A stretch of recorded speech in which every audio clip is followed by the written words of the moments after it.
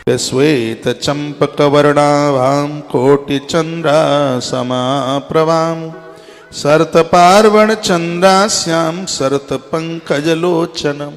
स्वयं चंद्रदेव श्वेत फूल चंपा के फूल से और पूजा भगवती राधा रानी की करते हैं तो करोड़ों चंद्रमा की तरह भक्तों के पास में शीतलता चल करके आती है। तो चंपा के सफ़ेद फूल लिए जाएं, उसकी महिमा का वर्णन किया है। करोड़ों चंद्रमा के समान कांति मैं ये फूल माता भगवती राधा रानी के ऊपर जो ये चढ़ते हैं इसका बहुत बड़ा प्रभाव है। और इसमें क्या चाहिए, लिखा है गोपी चंदन लीजिएगा भगवती राधा रानी की पूजा के लिए, गोपी चंदन। और क्या है, और इसमें आंवले का चूर्ण मिश्रित जल, उससे भगवती राधा रानी को स्नान कराइए। सब चीजें यहाँ लिखी हैं। एक बार जयकारा लगाएं, बोली राधा रानी की जय हो, कृष्ण कन्हैया लाल की जय जय जय श्री राधे जय जय श्री जय राधे जय। श्री राधे श्याम। क्या क्या लेना है कि श्रीखंड चूर्ण सन्निग्धम कस्तूरी कुंकुमान्वितम सुगंधयुक्तम देवेशी गृहीतामनुलेपनम। श्रीखंड नाम बहुत ध्यान से सुनिएगा, श्रीखंड नाम बेलपत्र का है। बेलपत्र के रस से माँ का आप अभिषेक कीजिएगा। श्रीखंड चूर्णम, यदि बेलपत्र का रस ना मिले तो जो भी कोई बेलपत्र की गिदी मिल जाए आपको बाजार में, बेलपत्र की गिदी लीजिए, आंवला लीजिए और उसमें कस्तूरी डालिएगा और सुगंधित उसमें द्रव्य डालिएगा, थोड़ा सा कपूर डालिएगा। इन सब चीज़ों को मिला करके एक जल तैयार कीजिएगा। उस जल से भगवती राधा रानी को स्नान कराइएगा। और लिखा है विष्णु तैल समायुक्तम स्नानीयम देवी गृह्यता। विष्णु तेल तिल का नाम है, उसका तेल भी आप माता को आप प्रयोग में ले सकते हैं। लिखा है कि सुगंध आंवला की चूर्णम, स्पष्ट लिखा है आंवले का नाम है। सुसन्नद्धम सुमनोहरः, आंवला बेलपत्र की जो गिदी होती है, फल की गिदी होती है, उसका चूर्ण मिल जाए या उसका रस मिल जाए, इससे भगवती राधा रानी को आप स्नान कराइए। स्नान के बाद क्या करना है, जब आप स्नान कराते हैं तो हल्के कपड़े से पहुँचिए। ये पूरा विधान लिखा है और मैं विधान वाली ही बात आपको वर्णित कर रहा हूँ। हो सकता है कि आपको जानकारी हो, ऐसी बात नहीं है कि जानकारी ना हो, आपको जानकारी हो सकती है, फिर भी आप सुन लीजिए, जानकारी हो तो भी सुन लीजिएगा। क्या लिखा है इसमें कि रासे रासेश्वर युताम राधाम रासेश्वरीं भजे। जिस समय मैया को स्नान करके जब आप कपड़े से पहुंच रहे हों, अपने भाग्य की सराहना करना और कहना कि हे प्रभु मैं बड़ा भाग्यशाली हूँ, भगवती राधा रानी की सेवा करके मैं कृतार्थ हो रहा हूँ। ध्यात्वा पुष्पम मूर्धिं धत्वा पुनर्ध्यायेत जगत प्रभुम।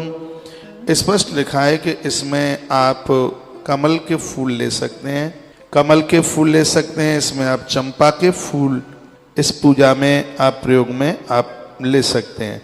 जूही मालती कमल, इनकी माला बना के तैयार कीजिएगा। लिखा हुआ है, इन सब के नाम लिखे हैं। और देखिए बड़ी सुंदर बात कही गई है, जब माँ की आप पूजा करें तो इन दिशाओं में चावल फेंकिए, क्योंकि इन दिशाओं में राधा रानी इतने रूपों से बैठी है।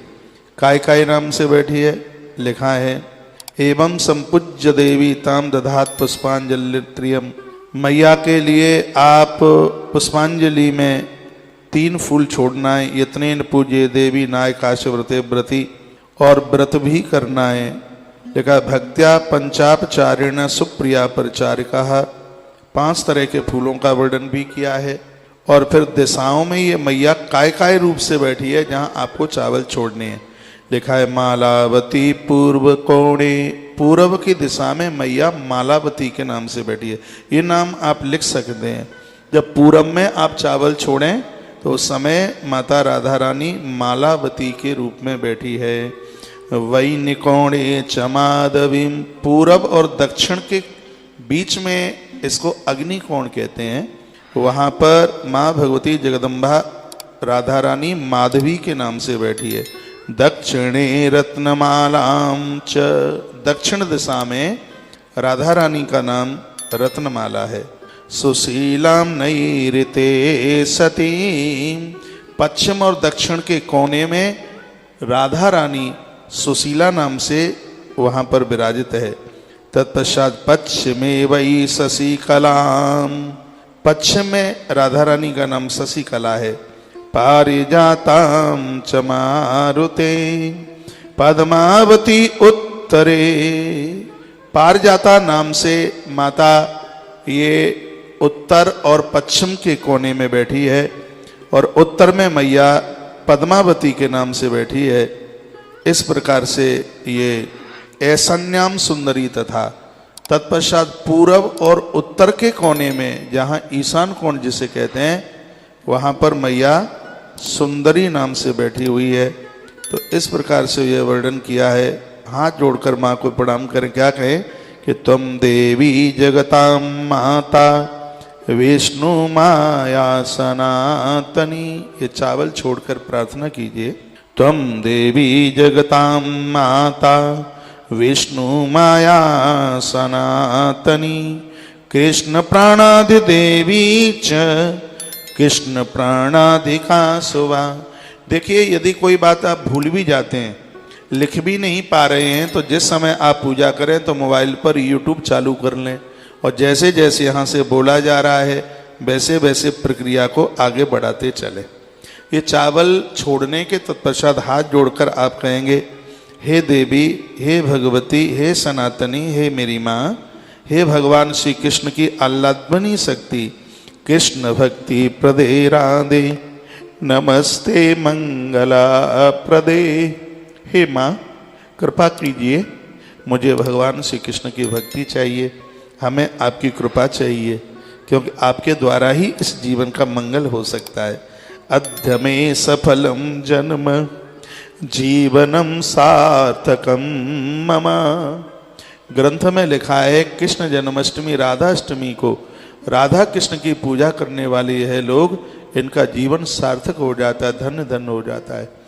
ग्रंथ में लिखा हुआ है कि जिस समय राधाष्टमी को आप भगवान चौकी पर राधा कृष्ण को दोनों को विराजित कीजिएगा, तो वंदन कीजिए, प्रणाम कीजिएगा और कहिए कि अद्य में सफलम जन्म जीवनम सार्थकम मम। हे माँ, आपने बड़ी कृपा की है, मेरा जीवन आज धन्य हो गया।